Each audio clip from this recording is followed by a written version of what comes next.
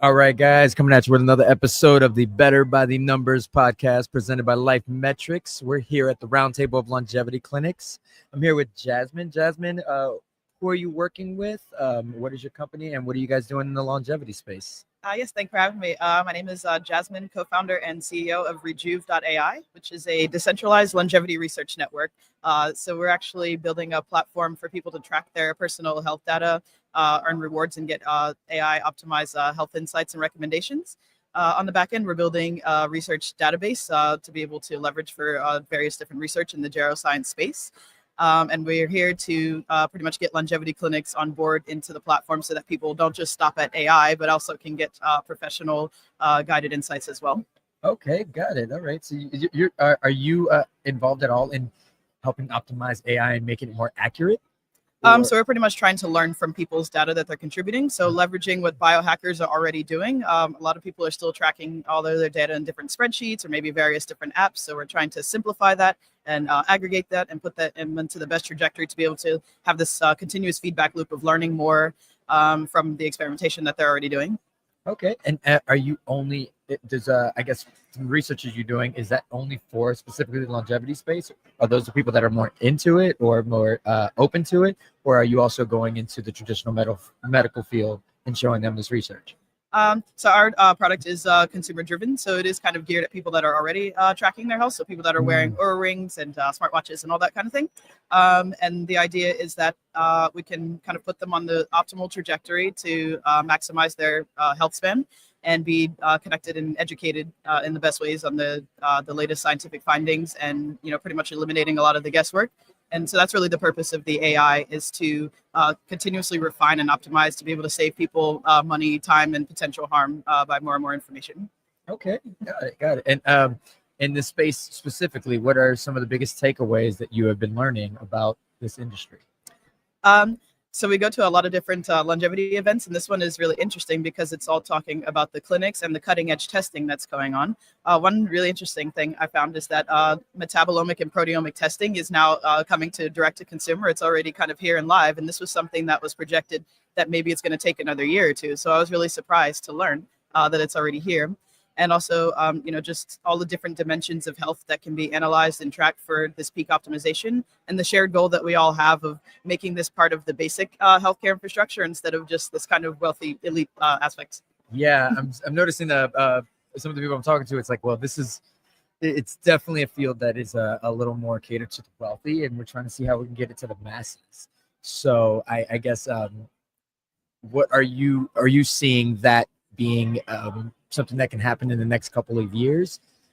Yeah, that's why it's really important that we are gathering all of this data in a really structured and comprehensive way and in a complete way, because the more that we can publish these studies and these evidence and prove that these really making a big impact, then it should be a natural for the insurance companies and governments and whatnot to start to pick that up as part of the basic package and be able to lower the cost, because it's not as though healthcare is already expensive and a lot of things are already subsidized. So they can definitely afford genetic testing for everyone, epigenetic screenings a couple of times a year. It's not really that difficult. We just need the evidence to convince them that it's worthwhile. Wow. Yeah. It seems like, if somebody told me it's genetics testing, I would think that's going to cost so much money, but you're saying it's actually more affordable now. Yeah. For a whole genome sequencing, it's about $400. So yeah, that's not bad at all. Mm-hmm. Okay. Awesome.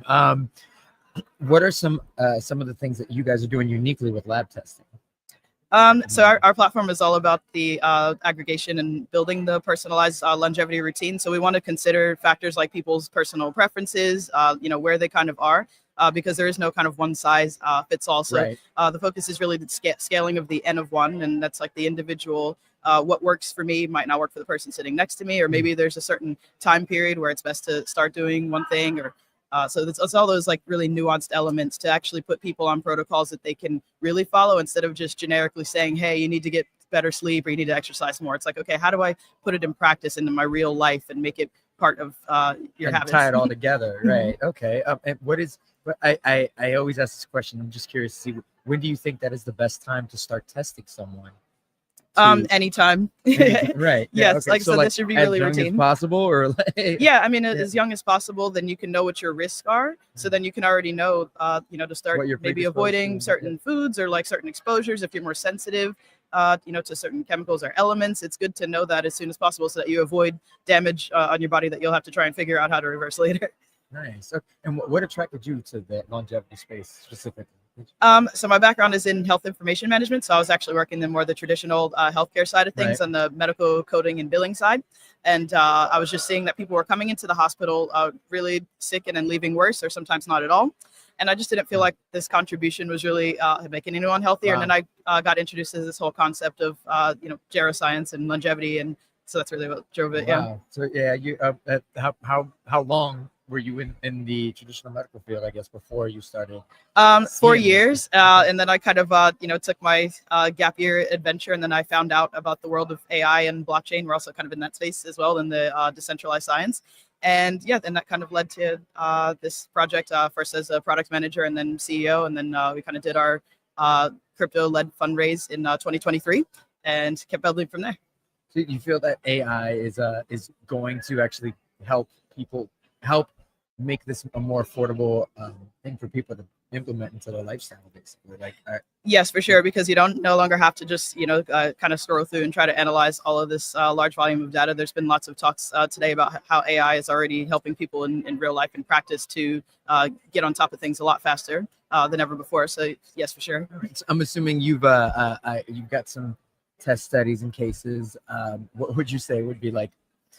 I mean, I'm sure there's no one size fits all, like you said, but the number one thing that is the most underrated thing about the science and the test results in this longevity space that's a little overlooked.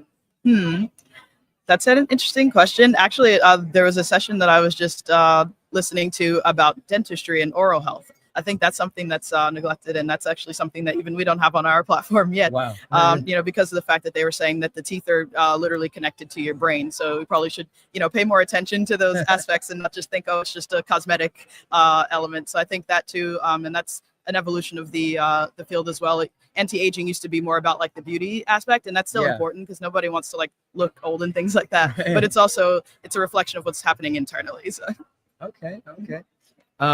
So what do you hope to see in the next like 10 years in this space? What do you hope? What do you hope? I guess your lab finds out or pushes forward, and how do you see people adopting this as traditional medicine? So where it's really going, like as I mentioned before, being able to have this covered, so it's no longer this elite thing, but then also having this kind of like pocket health coach, that's leading you and guiding you on your specific journey, and also, of course, regenerative medicine, being able to actually, reverse aging at the cellular molecular level, and the digital twin aspect too. That's another recurring theme, is that you kind of have this digital responsive version of yourself where you can run simulation trials before you even take anything. Really? Like everything about you, have a digital version and see what happens to it.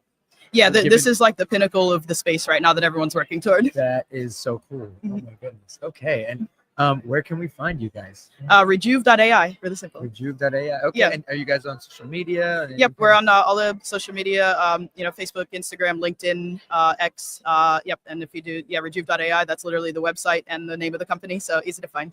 Nice. Okay, thank you so much for joining us, Jasmine. I appreciate it. Thank you. All right, that's it for this episode of the Better by the Numbers podcast presented by Life Metrics. We'll catch you on the next one.